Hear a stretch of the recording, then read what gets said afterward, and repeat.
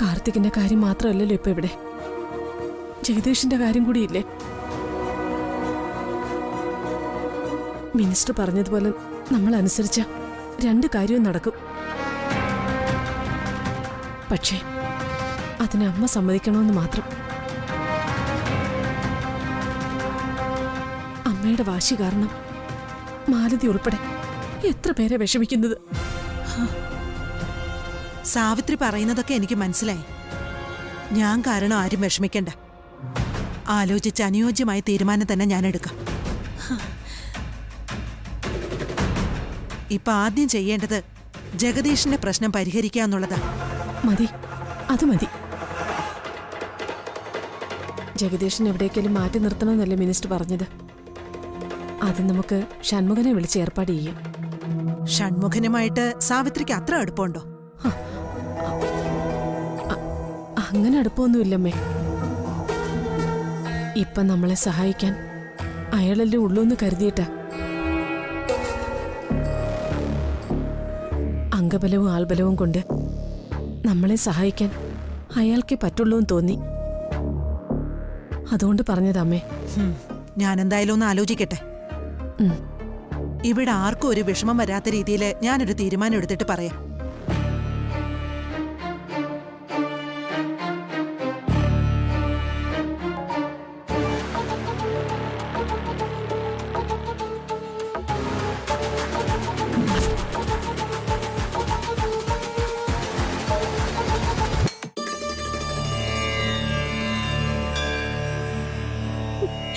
എന്റെ പ്രാർത്ഥനയ്ക്ക് ഫലമില്ലാന്ന് എനിക്ക് മനസ്സിലായി.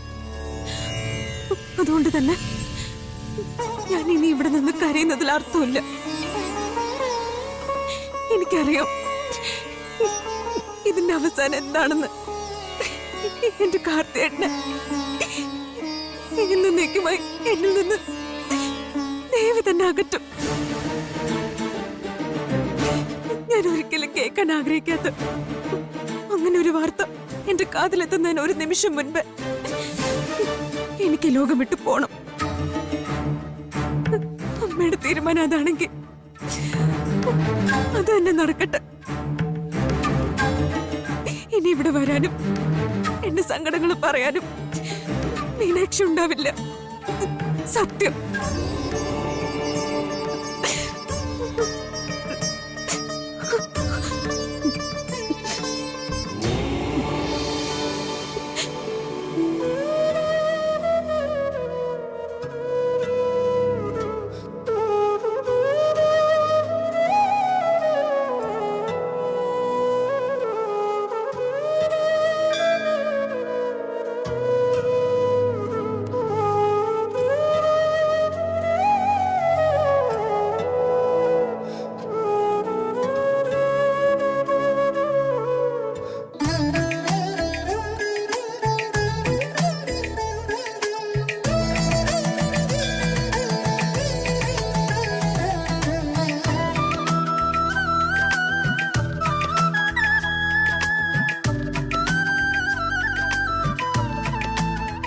ദേവിയോട് എന്തോ വലിയ ദേഷ്യത്തിലാണെന്ന് തോന്നുന്നു.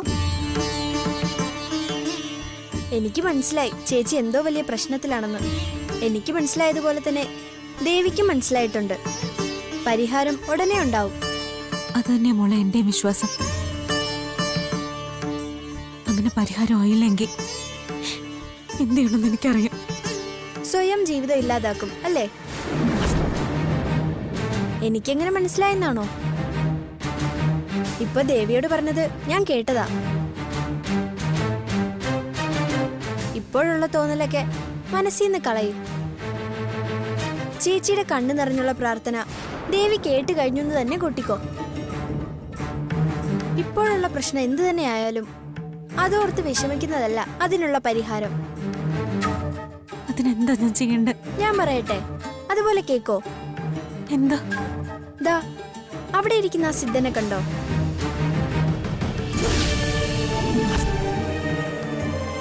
അദ്ദേഹത്തോട് സംസാരിച്ചു കഴിയുമ്പോ ഈ അവസ്ഥയൊക്കെ മാറും. ആശ്വാസവും കിട്ടും.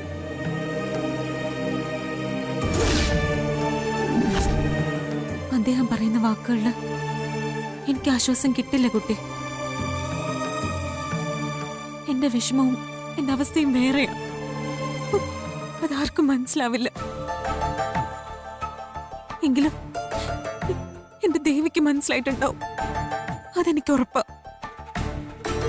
ഇനി എന്റെ പ്രാർത്ഥനയ്ക്ക് ദേവിയുടെ ഉത്തരം മാത്രം മതി. ആ ഉത്തരം കിട്ടാനാണ് ചേച്ചിയോട് അദ്ദേഹത്തെ കണ്ട് സംസാരിക്കാൻ പറഞ്ഞത്.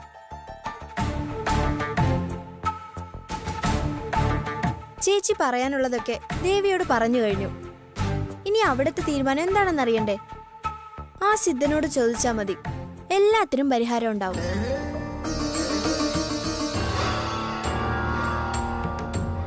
ദേവിയോട് പറഞ്ഞതൊക്കെ അദ്ദേഹത്തോടും പറ. അപ്പോ എല്ലാ പ്രശ്നത്തിനും ഒരു തീരുമാനമാവും. ഇതിനെല്ലാം കാരണക്കാരനായവരുടെ നാവിൽ നിന്നും പരിഹാരവും പറഞ്ഞു തരും. ഒറ്റയ്ക്ക് പോകാൻ മടിയാണെങ്കിൽ ഞാനും വരാം. വാ ചേച്ചി, വാ.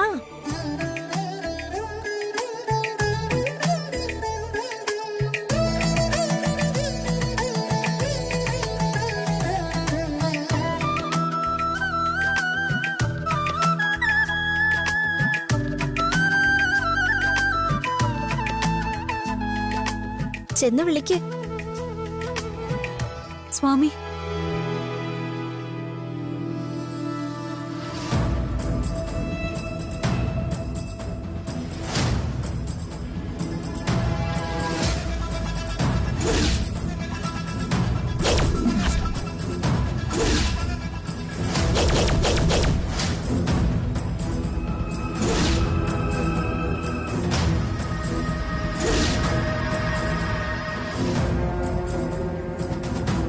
ഒരു അത്യാവശ്യ കാര്യസാധ്യത്തിന് പ്രാർത്ഥിക്കാൻ വന്നതാ ഞാൻ.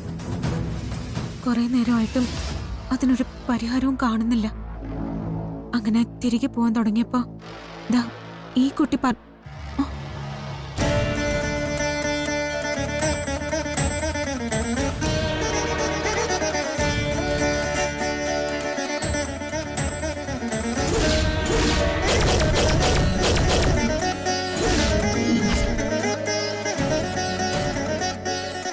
ആര്? ഇവിടെ ഒരു പെൺകുട്ടി നിപ്പുണ്ടായിരുന്നു. ആ കുട്ടിയാ എന്നോട് ഇവിടെ വന്ന് സ്വാമിയോട് സംസാരിച്ച എല്ലാ പ്രശ്നത്തിനും പരിഹാരം ഉണ്ടാവും പറഞ്ഞത്. ദേവി,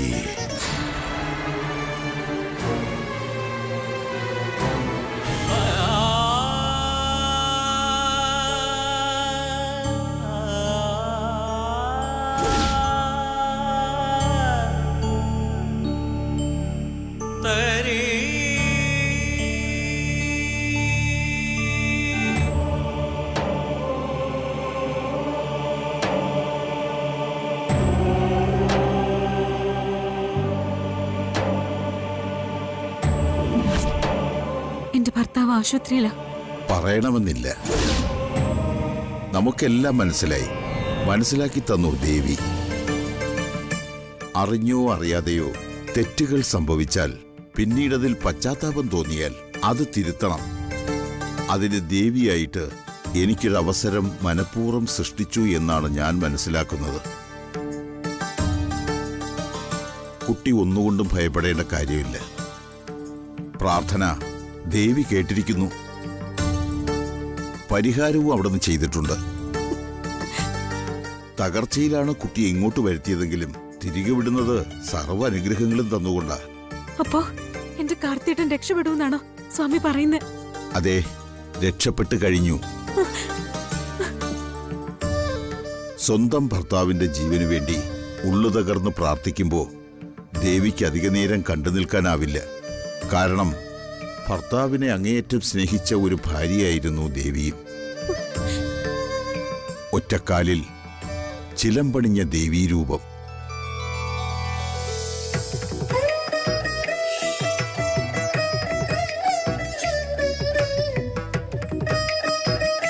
തന്റെ ഭർത്താവിനെ അങ്ങേയറ്റം സ്നേഹിച്ച കണ്ണകി ദേവി.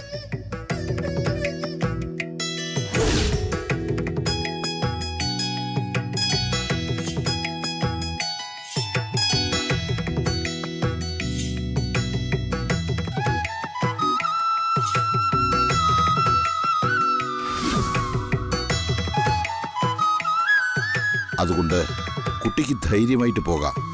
ആപത്തുകളൊന്നും ഉണ്ടാവില്ല. അറിയാതെ ഞാനും തെറ്റുകൾ ചെയ്തു. അതാ കുട്ടിയെ ഇപ്പോൾ എന്റെ മുന്നിൽ തന്നെ കൊണ്ടു നിർത്തിയത്. എല്ലാം താമസിയാതെ മനസ്സിലാകും. സമാധാനമായിട്ട് പോയിട്ട് വാ.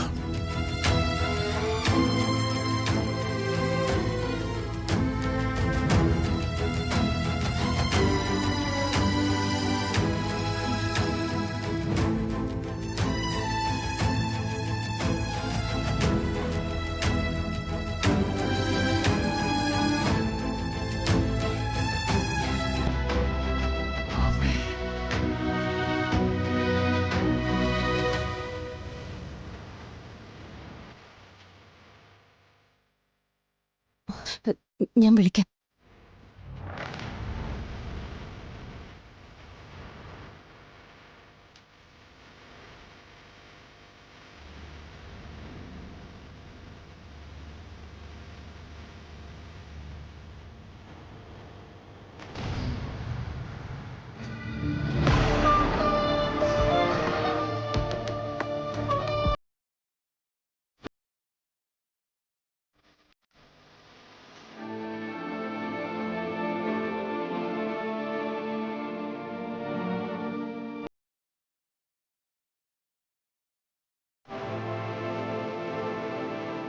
ഡോക്ടർ, എങ്ങനെയുണ്ട് കാർത്തിയേട്ടന്?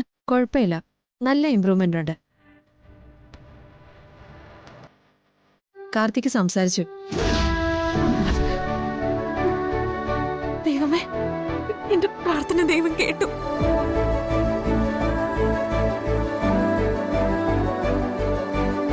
ഏയ്, ഇപ്പൊ ഉണർത്തണ്ട.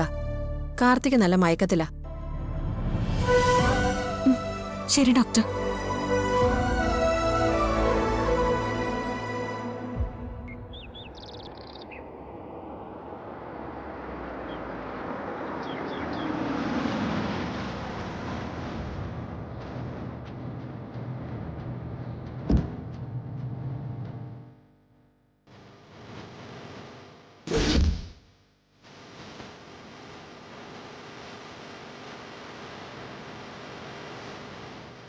അമ്മേ,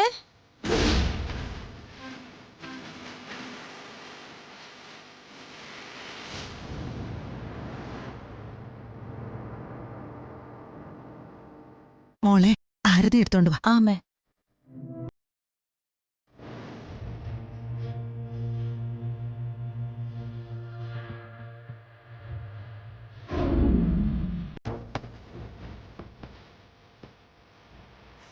നമസ്കാരം. നമസ്കാരം.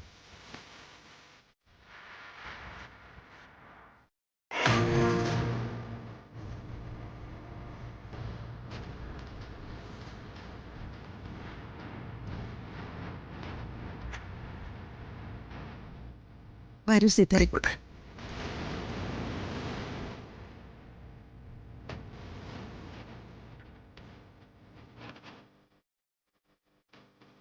വരൂ,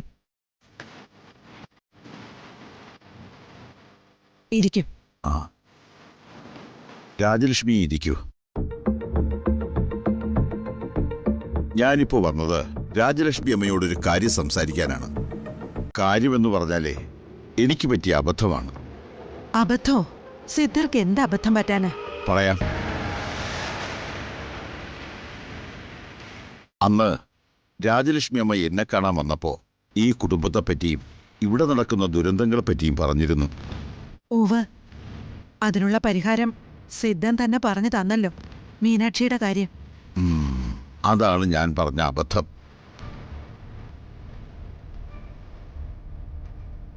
ഞാൻ മനക്കണ്ണിൽ കണ്ടതും നിങ്ങളോട് പറഞ്ഞതിലും പിഴവ് പറ്റിയെന്ന് ഇപ്പോൾ ഞാൻ മനസ്സിലാക്കുന്നു. ദേവി അത് മനസ്സിലാക്കി തന്നു എന്ന് വേണം പറയാൻ.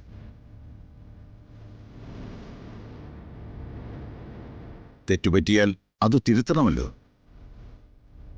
ആ തെറ്റ് തിരുത്താനാ ഞാൻ വന്നത്. ഞാൻ പറഞ്ഞ കാര്യങ്ങൾ മനസ്സിൽ വെച്ച് രാജലക്ഷ്മി അമ്മ തെറ്റായ തീരുമാനങ്ങൾ എടുക്കരുത്. ഈ കുടുംബത്തെപ്പറ്റിയും ഇവിടെയുള്ള ആളുകളെപ്പറ്റിയുമുള്ള എന്റെ ധാരണകൾ തെറ്റിപ്പോയി എന്ന് പറയുന്നതാണ് സത്യം.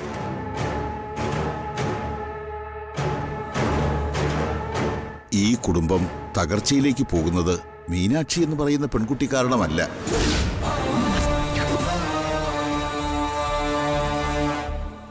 അതിന് കാരണം മറ്റൊരാളാണ്.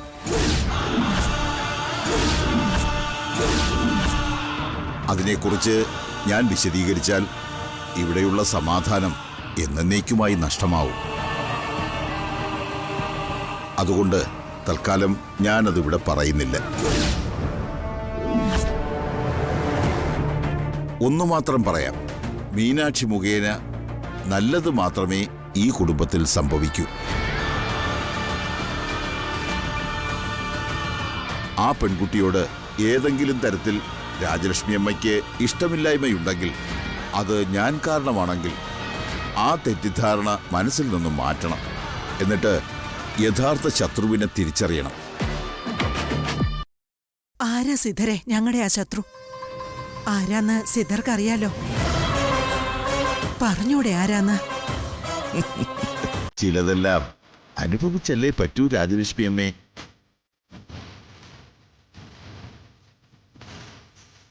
ഈശ്വരന്റെ വഴിയും തീരുമാനങ്ങളും മുൻകൂട്ടി അറിഞ്ഞ് അതിനെ ചെറുത്താൽ അതിലും വലിയ ആപത്തുകളായിരിക്കും വന്നു ഭവിക്കുന്നത്.